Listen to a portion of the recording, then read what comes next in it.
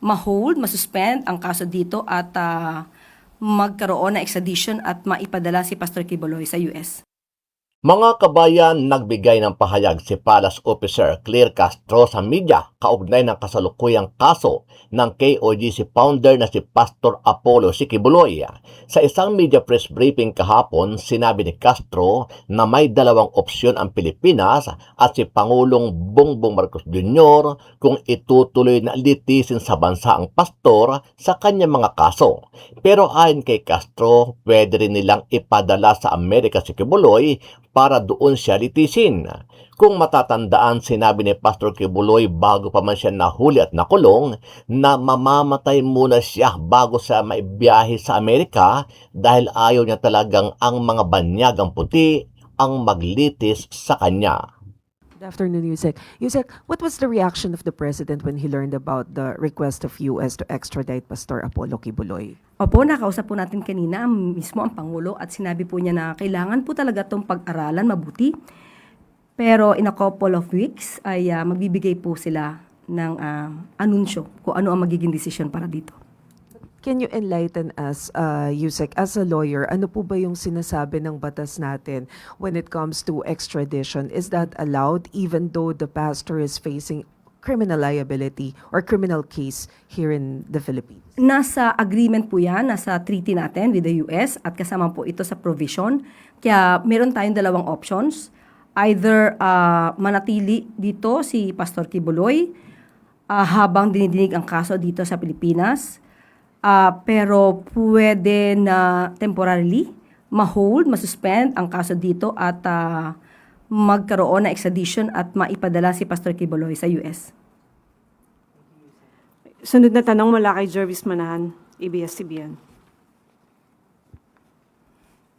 Hello po, Yusek. Sa isang media interview po ay nabanggit ni Congressman Sandro Marcos na may mga revelations po siya tungkol dun sa sinasabi na concessions na hiningi ng Duterte administration in exchange of endorsing him po nung 2022 elections. May further details po ba tayo dito kung ano po yung sino po yung mga nasa likod at ano pa po ibang mga hiningi? Actually, tinanong ko rin mismo si Pangulo kanina. At ang sabi lamang sa akin ay he has raised his kids well and his son, Kong Sandro, will not lie. Yun lang po ang binigay na mensahe ng Pangulo. Meron po kasing nabanggit si Congressman Sandro na may 3 tao daw po na humarap. At isa daw po doon ay nakaupo po sa gobyerno ngayon. Nabanggit po kayo ng Pangulo kung sino po sila? Kahit siguro mabanggit, since ang sinabi naman po ni Congressman Sandro Marcos ay hindi na po niya babanggitin ang mga identity nito, igagalang po natin na manatiling kung ano na lang po yung sinabi ni Congressman Sandro. Sige po. Okay, sunod na tanong mula kay Lester Aller, PRTV.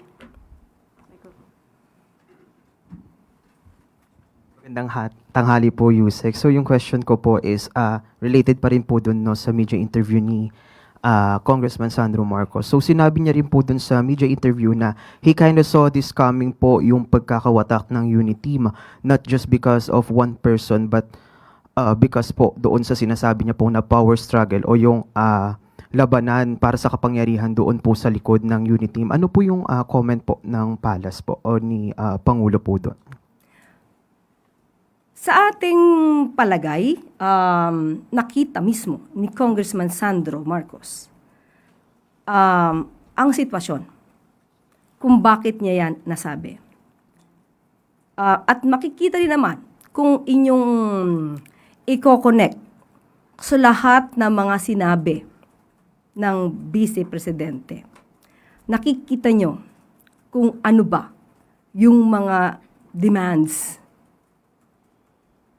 na maaaring hindi napagbigyan ng Pangulo dahil hindi ito makakaganda sa first, pondo ng bayan, interes ng bayan, kaya hindi napagbigyan siguro ang ibang mga makakahilingan, kaya sinasabi na may power struggle dahil may mga grupo na gusto manatili sa posisyon at hawakan at kontrolin ang Pangulo.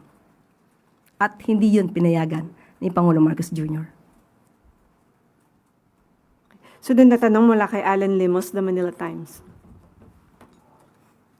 Good afternoon po, Yusek. Now, in an interview last week po, Vice President Sara Duterte said that without the list of the pro-China officials nga po, even President Marcos could be implicated din as a suspect nga po, saying kahit ang presidente natin kasali sa suspect doon kasi walang pangalan, walang listahan ng pangalan. Your reaction po? Ako natawa. Di ko alam kung natatawa kayo. For me, nakakatawa kasi yung kanyang mga sinasabi. Unang-una, nakita po natin kung paano ipaglaban ng Pangulo ang interes ng bansang Pilipinas at interes ng ating mga kababayan.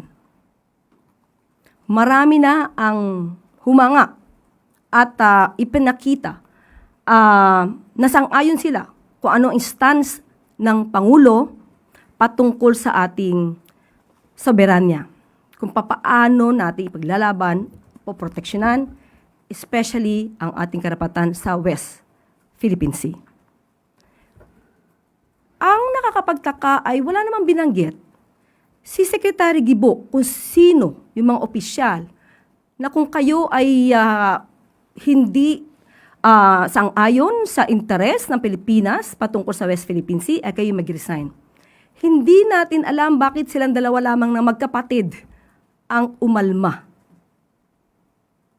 Minsan kasi pagka ikaw ay natutumbok, kahit hindi ka pinangangalanan, most probably ikaw ay nagre-react.